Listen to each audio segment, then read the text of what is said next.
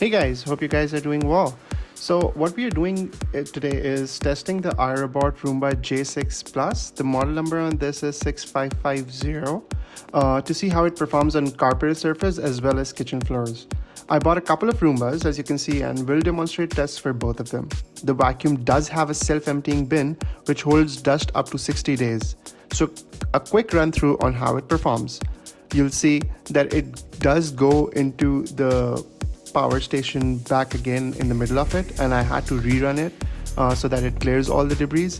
But yeah, it performed, I think, good. And thank you for watching and hope you like it. Tune in for more.